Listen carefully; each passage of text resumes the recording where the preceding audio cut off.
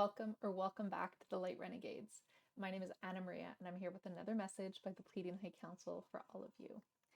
For those of you following in real time, you'll know that it's been a while since we've had one of these messages, and this is in large part because of me and where I've been in my personal growth cycle, but it's also been because of stuff going on at a higher level with the PHC and yeah, the Octurians came in as my primary guides, which was a little scary and confusing when it happened. I kept trying to tune into what was going on and, taking little bits of what was bleeding through, even though they were trying to block a lot of stuff from uh, my periphery, my purview. I don't know what word I'm looking for, but everything's good. Everything's okay. They're back. And regardless of what was going on, even though there was some bleed through, I kept being told to come back to where I am now. And I think we're in this interesting spot, as awakened beings, that we have this connection to our otherworldly selves and otherworldly teams and, connection to these other planets and multidimensional spaces.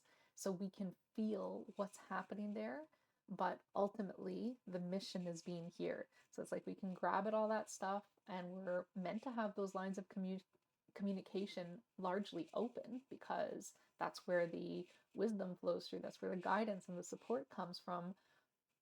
But the mission is here in this planetary experience.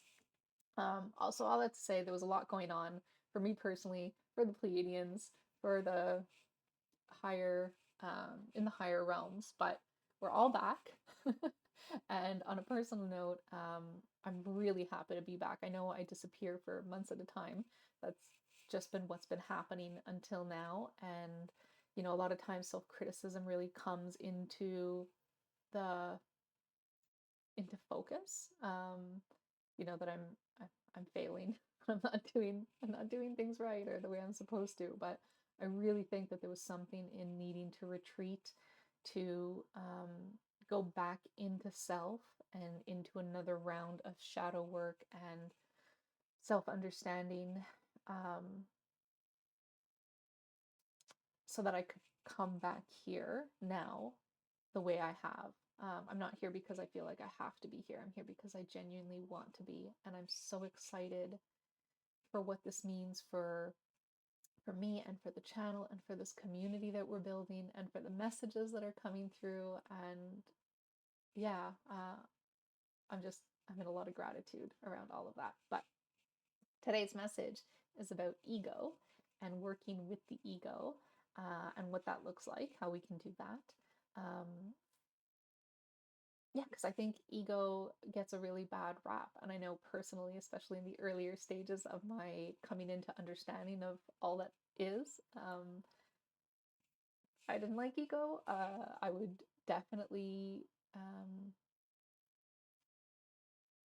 what did I do? I guess when it would come in, there was a lot of like, if I would catch it, I wouldn't catch it and look at it, from the perspective of, oh, this is something to be worked on.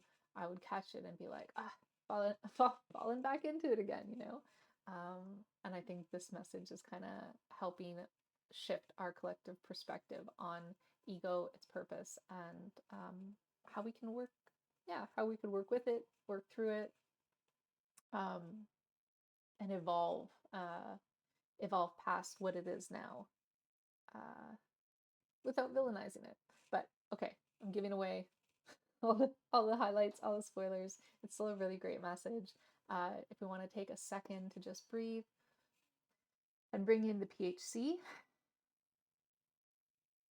you can bring in your own personal Pleiadian representatives, even if you are not Pleiadian. I want to say, they want me to say.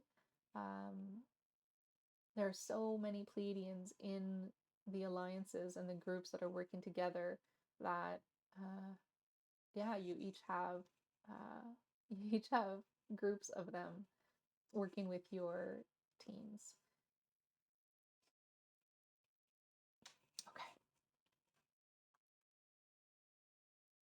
Okay, Good day to each of you, our dear incarnate team members of light.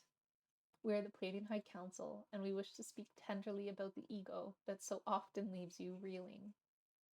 You have reached a pivotal point in your conscious evolution and expansion, where the ego has become your best indicator of which aspects of self are calling for attention.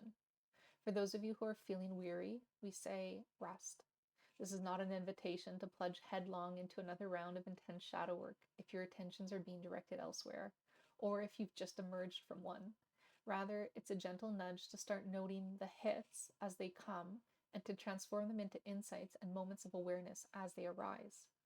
Because you see, you're also at a stage where you can sense the energetic deviation whenever lower frequency thoughts enter your space. Depending on what you use as your primary sensing method right now, it may feel like a tightening of the mind, a tightening of the chest, a specific cord being plucked in the body.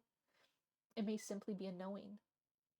And to that end, we propose keeping a running list somewhere handy of the moments when ego surfaces. This practice serves a twofold purpose. One, to help you strengthen your inner awareness, connect the feelings that the ego brings the moment they arise, and use them as a guide to trace back to the underlying thought and behavioral patterns from which they stem. This will allow you to better understand how the ego operates and shine a light on the patterns that might otherwise slip by unnoticed. And two, to create a resource for when you feel ready to embark on another round of self-reflection, self-inquiry, and self-healing. This list becomes a guide showing you exactly where to begin. And above all, we wish to remind you that the ego is not inherently bad, nor is it to be treated as the enemy. It exists for a reason. The ego is often a misguided friend, one who is, the ego is often like a misguided friend, one who is trying to keep you safe based on its perspective of past experiences and learned responses. Therefore, it is essential to approach its expression with curiosity and observation, rather than hostility or dismissal.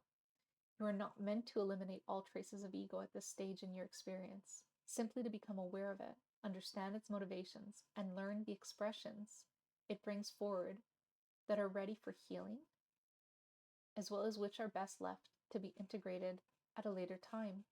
We also wish to remind you that the pattern of thought and behavior that are the patterns of thought and behavior that are the hardest to shift often stem from other aspects of your multidimensional selves.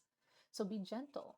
In many cases, you're working on the patterns across multiple incarnations at varying degrees of intensity simultaneously. Approach this work in whatever way you feel called to, but we ask that you please not force it. In many cases, the way that ego expresses itself is just the tip of the proverbial iceberg. And if, as you begin to capture the work through what has surfaced, you find yourself slipping into self-judgment, and if, as you begin to capture the work that has surfaced, you find yourself slipping into self-judgment, self-criticism, and self-condemnation, then pause immediately and return to the understanding that falling into these mental states only deepens the very hole you're trying to climb out of. Judgment, criticism, and condemnation pull you so far away from where you're headed that we hope you'll instead give yourself permission to approach everything with curiosity, with self-love and self-compassion, as you would a small child. To give yourself permission to love yourself regardless of your inner critic and what it is projecting out to you. To forgive yourself and to be okay with what you're working through. Reflect as well on the moments in this incarnation where these patterns may have served as a protective response, and honor them in that light. Honor them as well for the role that they play today, pointing you to the aspects of self that are ready to be witnessed and better understood. Battling the ego is an exercise in futility. The more pressure and condemnation you apply, the more the ego resists and digs in its heels. Instead, shift your approach and try using more of a feather's touch. We love you and we leave you here until next time. All right, and that's our message for today. If you have any questions, please feel free to leave them in the comments below or to reach out to us directly. If you would like to work with me one-on-one, you can find my Calendly link in the description and check out my different offerings. And if you are in the Montreal area, then I would like to invite you to the workshops that I'm hosting every 2 weeks. Um, it's so interesting how this space came to be, but it now exists. I do workshops on a variety of topics, and you can find them on Meetup um, under Montreal Lightworkers.